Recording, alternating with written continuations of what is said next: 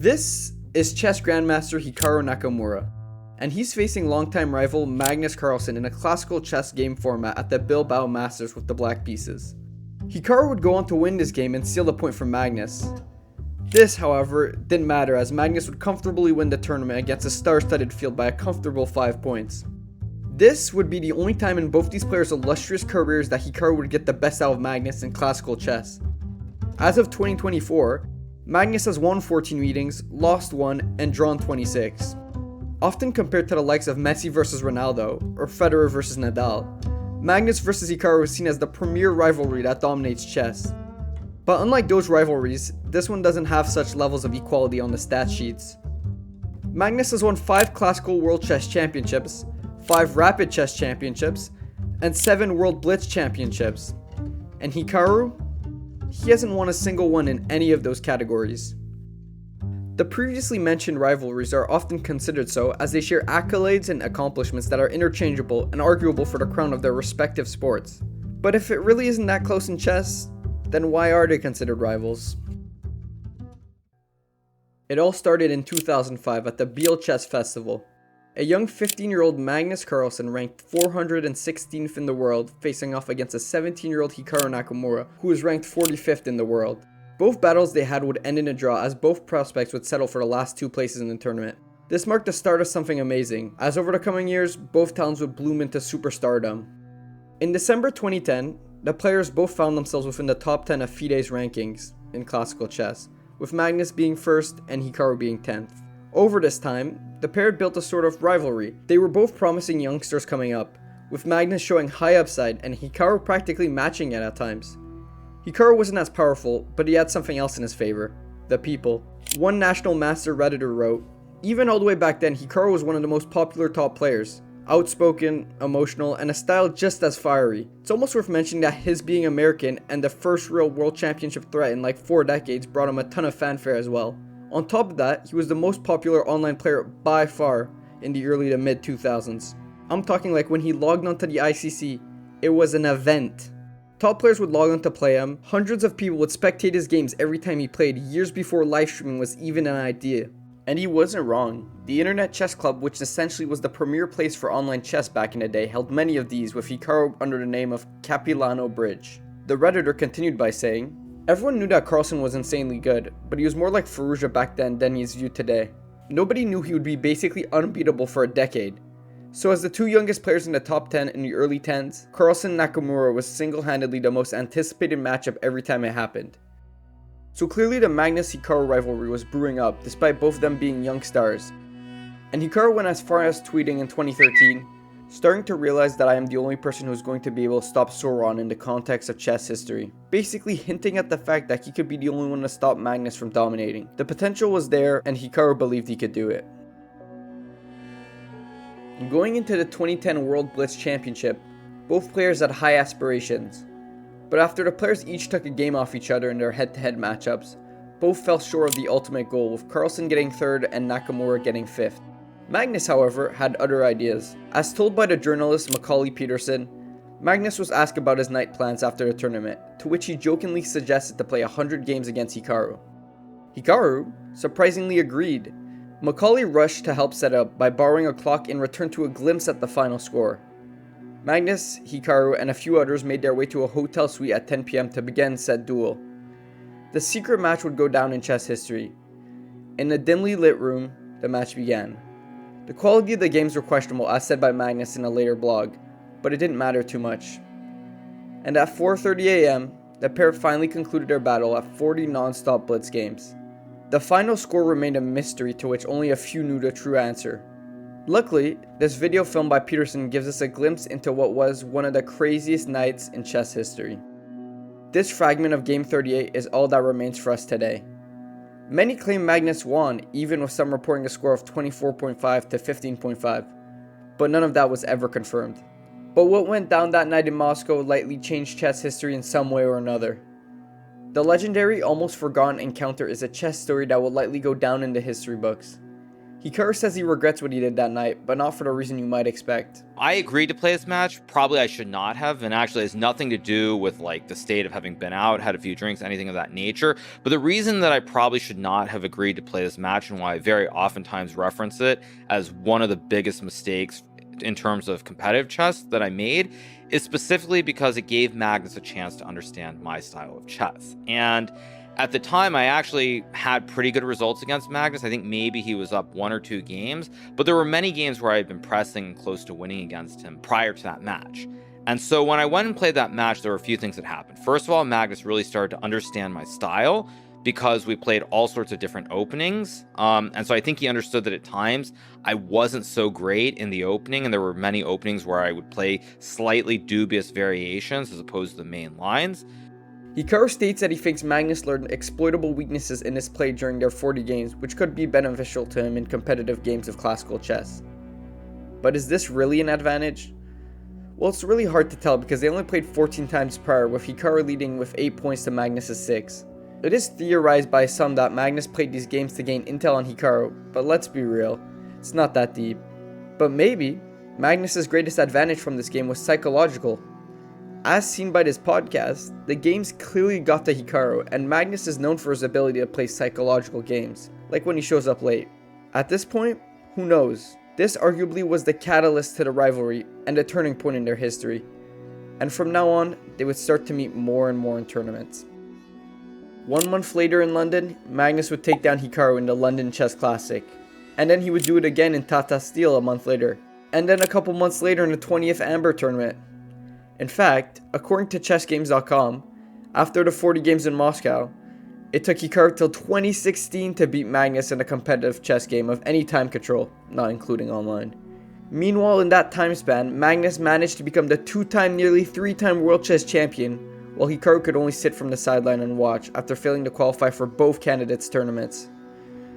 Of course, Hikaru managed to stay top 10 in the world for that whole time, and win many tournaments like his 3rd and 4th US Chess Championship. But Magnus was clearly running away with it. The rivalry had been built up when they were younger and unproven, and was clearly getting dismantled. Magnus Carlsen had an extra gear that not only Hikaru did not have, but no one else in the chess community did. And over the next few years, Magnus would continue to dominate. Despite not having the level of excitement it previously brought in, every Magnus vs Hikaru match was still high level. And by 2020, Magnus was a 4-time world champion, and practically no one in the community could take him down. He had clearly separated himself as a level above the rest, and Hikaru was on a decline, sitting closer to the 20th spot in the world right now. This is when a resurgence happened. As the world was hit with a pandemic, forcing us all to stay inside, online chess saw a huge increase in players and tournaments. Of course, this promoted the play of time controls of chess, which were much more popular online, like Rapid, Blitz, and Bullet, over slower classical ones. This played into Hikaru's hand, as historically he struggled versus Magnus in a classical setting, but could often keep up and even play better than him in faster time formats. Throughout history, the two have battled for 1st and 2nd in Blitz chess. In 2014 and 2018, Hikaru had finished 3rd in the World Blitz Championships, 2 championships in which Magnus ended up winning. And in 2019, looking to finally secure a World Blitz Championship, Hikaru met Magnus in the 11th round of the championship. The players made an easy draw and moved on. Nothing much was really taken away from the match, but it ended up being crucial as Hikaru and Magnus would tie on points at the end of 21 rounds of play. That previous draw meant the pair would need tiebreaks to decide the World Blitz champion. The first game of the tiebreaks was a hard-fought 62-move draw. But game 2 was much different. Magnus delivered an attacking masterclass, culminating in a blitz victory over Hikaru. This was one of many tight bouts that the two shared in quicker chess variants. And the pandemic? It only made them meet more online. It also represented another key piece to the puzzle. Hikaru started streaming more often. Hikaru was already a high-ranking player in the world, and people loved him for how fiery he was and played. He had already built up a decent following with some YouTube videos he started posting in 2017. But everyone being forced inside meant they had nothing to spend their days doing. And Hikaru's stream grew, from gaining a few thousand followers a month to gaining 168,000 in the month of May 2020 alone. Hikaru becoming a content creator turned him into one of the most recognizable faces in chess. Someone who new viewers could easily identify. New chess fans came onto the scene and could easily spot Hikaru as one of the best in the world, facing off against Magnus in all these rapid and blitz events. The rivalry, as mentioned before, was coming back. Newer chess fans that were unaware of the previous years of play between these two began labeling this as a rivalry. And truthfully, it had turned into much more of a rivalry than it ever was before. But the influx of new chess fans, and more specifically Hikaru fans, added more to this narrative, and from now on, it would only grow, as in October, something big was about to happen. The global Netflix hit The Queen's Gambit debuted just over a month ago. In just 28 days, The Queen's Gambit was viewed in 62 million households, a Netflix record. The on-screen matches igniting a new off-screen interest in the game. The Netflix hit series Queen's Gambit was released, and everyone adored it. This had a direct effect on the chess economy. According to CNN, the orders of chess sets spiked by 87%, and chess books by 603%. This of course gave chess a sort of chess renaissance, with new players flooding chess websites like chess.com to play and watch chess. Of course, Hikaru being one of the most popular and best streamers attracted loads of fans who helped push this narrative of a rivalry with Magnus when the two were fighting in online chess. And nothing embodied a Magnus vs Hikaru rivalry more than the Speed Chess Championship. Since its inception in 2016 by chess.com, either Magnus or Hikaru has won every single edition. The varying between Blitz and Bullet in this format helped both players keep within each other. In 2016, when it was originally called the Blitz Battle, Magnus got the better of Hikaru. 1 year later, the pair met again in the final, and once again Magnus won. The next 2 years, Hikaru would absolutely smoke the field, and Magnus wouldn't participate. And in 2020, after the chess boom, Magnus and Hikaru were both partaking in the Speed Chess Championship. Unfortunately for us fans though, Magnus got upset by MVL and Hikaru went on to beat him in the final to claim his 3rd straight title. 2021 saw Carlsen not compete again, and Hikaru did his thing for the 4th straight year. Just prior to the 2022 edition, however, another key piece of the puzzle fell into place. Magnus' company, Play Magnus, was acquired by Chess.com for $80 million.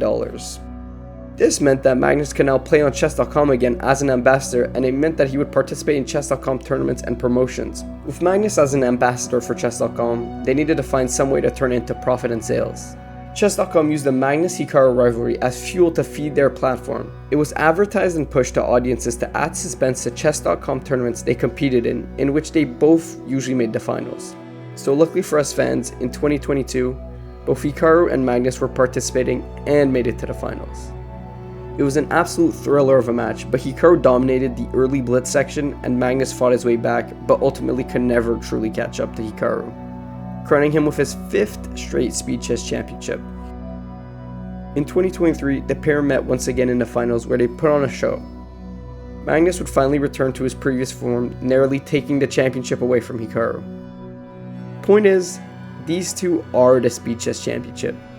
And this was one of the many online championships and quick format tournaments that they fought in. And with chess seeing an spiking players in late 2022 and early 2023, even more faces were brought to the game where these two were advertised as the best two. With Magnus having surpassed Hikaru well in career achievements by now, their rivalry was more friendly than anything. They regularly met online as said before, and it didn't necessarily have the competitive importance it might have had at the start of their careers. This level of friendliness also added to their rivalry shouts as they created unforgettable moments that are now iconic chess clips, such as the classic double bone cloud draw. All this craziness is happening with the qualification. It's kind of what? And Magnus goes, King, don't do this. Or the time Magnus arrived late to their game. Mm-hmm. But where's Magnus?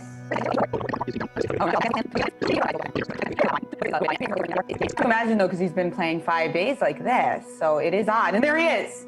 There he is. And it looks like he just got out of the swimming pool. Or the numerous Armageddon draw trolling they've done over the years. Turn your boards. Let's see it. Magnus.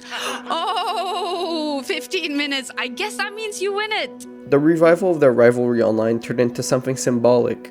They had met so many times over the years, and they had spent so much time atop the chess world, and had so many unforgettable moments that represented their chess. Similar to how Messi and Ronaldo's dominance for years had led to them being the faces of soccer, this link was only further supported when, prior to the 2022 World Cup, designer brand Louis Vuitton launched a campaign portraying the two soccer stars of Messi and Ronaldo playing the game of chess. The fact that they were playing chess was already interesting enough, but something larger was at play. If you look at the pieces on the board, they aren't just playing a random game. They're in a position that occurred between Magnus Carlsen and Hikaru Nakamura in Norway Chess 2017. This not only showed the Magnus-Hikaru rivalry's popularity, but also how symbolic it was to the game of chess. These guys aren't just any grandmasters, they run the chess scene. Magnus' dominance and Hikaru's personality were key pieces that put them both in the spotlight and what ultimately led to us comparing them. And in response to this, Magnus would jokingly tweet, "Second greatest rivalry of our time mimicking the greatest." Obviously poking fun at the situation, but in a serious context in 2023, when asked about his rivals, he said this. So I think there are, in terms of rivals, there are tiers. And so there's, the first tier is like no rivals, and then a little bit after that is Hikaru. So he's definitely the second after no rivals, I would say. On Hikaru's side, he had this to say. I would say first and foremost is that frankly it was not a rivalry until probably the pandemic, if I'm being completely honest. I mean, Magnus had a great score against me. He won pretty much every match, I would say, that we played. Like, he won the SEC in 2016 and 2017.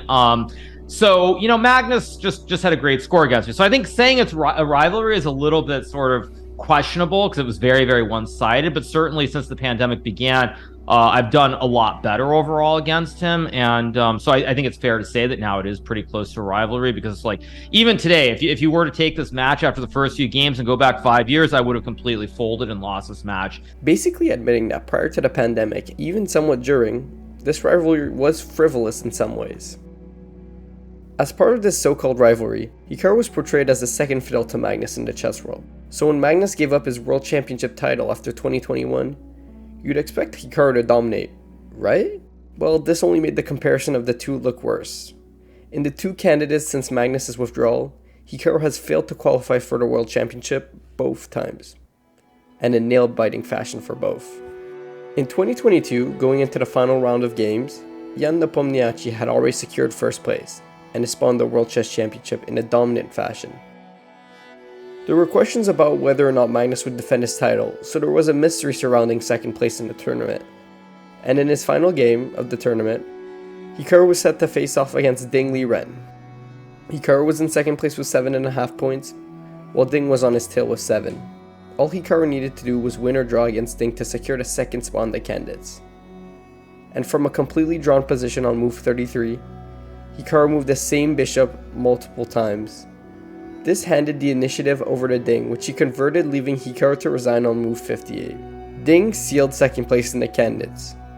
And at the end of all of this, Magnus did refuse to defend his world championship title, causing the second place in the tournament, which had been taken up by Ding, to be invited to the world championship match, making Hikaru just 20 moves away from the world championship. And of course, Hikaru does deny this by saying, I think if I had finished second, Magnus would have played. I don't think there's any world that Magnus could live with where I could be world champion and he's not world champion. This is pretty symbolic of how one-sided this rivalry has been at times. Hikaru believes that Magnus would spend months practicing and working on a world championship match to prevent Hikaru from participating, while Magnus quite frankly just didn't feel the need to play the match. Many in the community think this is just him coping, but let me know what you guys think. But all things considered, the rivalry was somewhat true at the start of their careers, and eventually turned into a somewhat frivolous competitive rivalry over the pandemic. It truly was more symbolic for the game of chess than anything else. Magnus was by far the best, and Hikaru was the most entertaining. In the end, these two are impossible to compare as they provide to the chess community in their own ways. These narratives are a stretch, and they never truly were rivals. Thank you for watching.